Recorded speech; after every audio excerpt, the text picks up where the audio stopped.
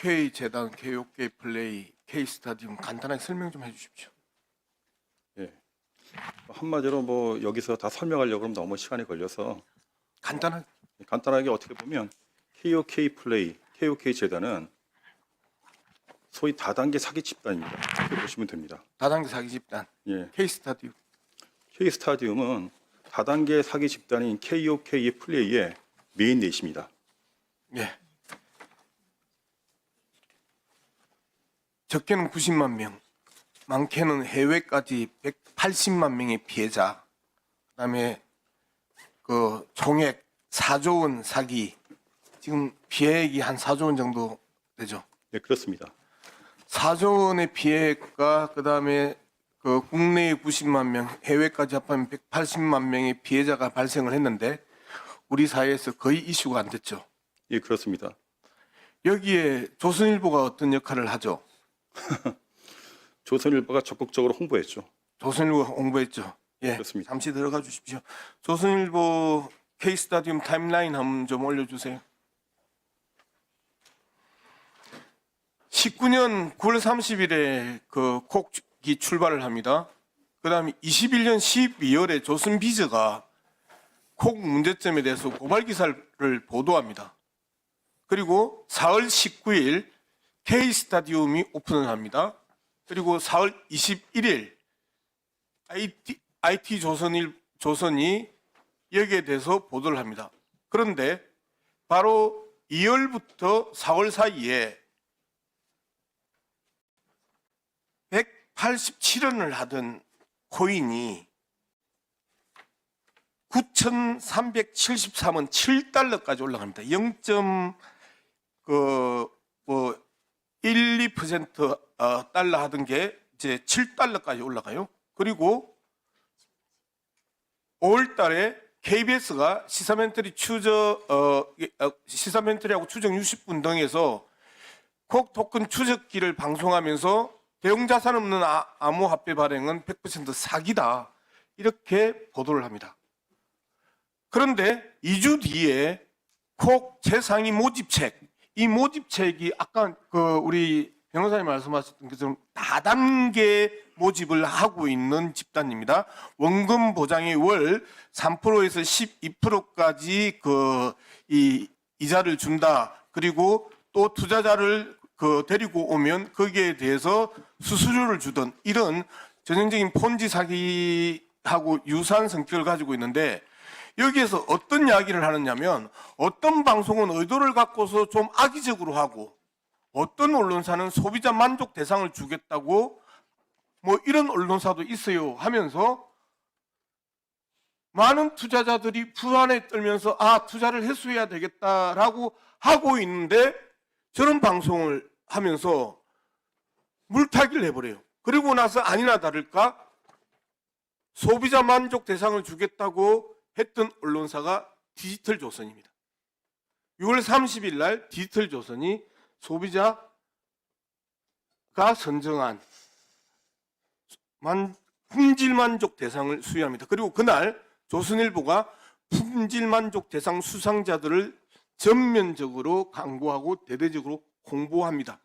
맞죠? 네, 그렇습니다. 조선일보 때문에 빠져나와야 되는, 이게 사기구나 인식하면서 이 많은 투자자들이 인식하고 있는 시점에 조선일보가 저 보도가 저 대상 수상이 되면서 어떤 현상이 벌어졌죠? KBS 보도를 보고 네. 많은 피해자들이 모집책들을 고발하려고 그랬고, 네. 또 심지어 민영사를 통해서 원금을 회수하려고 그랬습니다. 네. 그런데 조선일보의 이런 작태 때문에 네. 많은 사람들이 형사고소도 하지 않고 원금도 회수하지 못했습니다. 진짜 통탄할 일입니다. 조선일보는 사기 다단계 코인 업체의 공범이네요. 그렇습니다. 그런데 왜 그 부분에 대해서 아무런 제재도 받지 않고 사과도 하지 않고 저렇게 버티고 있는 거죠? 도저히 납득할 수 없는 것이죠. 우리나라 1등 언론사가 그런 식으로 나온다는 거 도저히 납득하지 못하고 진짜 많은 피해자들이 굉장히 분개하고 있습니다. 많은 피해자들이 굉장히 분개하고 있죠. 예. 그리고 K스타디움의 선정 과정에서도 의혹이 있죠. 소비자가 뽑은 예. 품질 대상, 예, 그렇습니다. 품질 만족 대상 어떤 문제가 있죠? K스타디움이 2022년 6월 30일 날 품질 만족 대상을 받았습니다. 네. 근데 K스타디움은 2022년 4월 19일 날 그때 오픈되었습니다. 네. 도저히 말이 안 되잖아요. 어떻게 2개월 만에 그런 상을 받을 수 있죠? 그렇죠. 2개월 만에 K스타디움이 그 품질 만족 대상을 받는데 이게 상식적으로 말이 안 되죠. 상식적으로 말이 안 되는데 더 상식적으로 말이 안 되는 건요. 조선일보가 후보 선정 과정과 소비자 만족도 조사는 2월 19일 이전에 끝나요. 예, 그렇습니다. 그 소비자 리서치 기간이 4월 15일이 만기입니다. 그런데 K스타디움이 오픈한 건 4월 19일이죠. 예. 이거는 타임머신 타기 전엔 거의 불가능한 얘기입니다. 조선일보는 타임머신을 타고 다니는 모양이죠. 예, 도둑놈들입니다. 사기꾼들입니다. 사기꾼의 방조 공범이 아니고 함께 사기를 저지른 놈들이 바로 조선일보사들입니다. 저는 그렇게 생각하는데 변호사님 그렇게 생각하시죠? 이것 때문에 많은 피해자가 생기고 그리고 가장 중요한 게 있습니다. KBS 보도를 보고 많은 피해자들이 KOK 모집대책들을 고소 고발하려고 그랬어요. 근데 조선일보 광고를 보고 고소 고발하지 않았습니다. 만약에 그 당시 조선일보 광고가 없었다 그러면 많은 피해자들이 고소 고발했을 것이고 지금 상당히 많은 모집책들이 깜빵 있을 겁니다. 즉 조선일보는 피해자한테 재산적 손해를 입힌 것뿐만 아니라 사법 질서를 어지럽혔습니다. 정확하게 조선일보 광고가 아니죠. 조선일보 디지털 조선이 소비자 선정 품질 만족 대상을 K스타디움에게 수여하고 그리고 이것들을 조선일보 지면에서 대대적으로 홍보했던 그 결과죠. 예, 그렇습니다. 이 모든 걸 지금 변호사님은 광고라고 표현했던 거죠. 예, 그렇습니다. 예, 홍보죠. 홍보죠. 사기꾼 홍보죠. 사기꾼을 홍보해주고 그다음에 두 번째 이 사기꾼을 홍보해주는 과정에서의 그 과정도 석연찮죠. 먼저 조선일보가 찾아간 거죠. 이 5월 28일 콕 최상위 모집책에서 유튜브 방송에서 어떤 언론사는 소비자 만족 대상을 주겠다고 뭐 이런 언론사도 있어요 하면 소비자 만족 대상을 줄게 뭘 달라라고 틀림없이 대가를 가지고 흥정을 했을 것이고 그 흥정의 대가가 세상에 등장한 지 2개월밖에 안 된 상품에 정확하게 말하면 디지털 플랫폼이죠. 여기에 품질 만족 대상을 줬단 말이죠. 제가 그걸 말씀드리겠는데요. KOK 최상위 모집책 그 사람이 유튜브 방송을 한 것은 2022년 5월 28일입니다. 그리고 K스타디움 실제로는 KOK죠. KOK에 대해서 상을 준 거는 6월 30일입니다. 그런데 좀 의심이 들 수밖에 없죠. 그 KOK 최상위 모집책은 한 달 전에 어떻게 상 받는 걸 알고 있었습니까? 이것은 분명히 KOK와 조선일보 측간에 어떤 커넥션이 있다고 볼 수밖에 없습니다. 즉 KOK가 먼저 접근했건 조선일보가 먼저 접근했건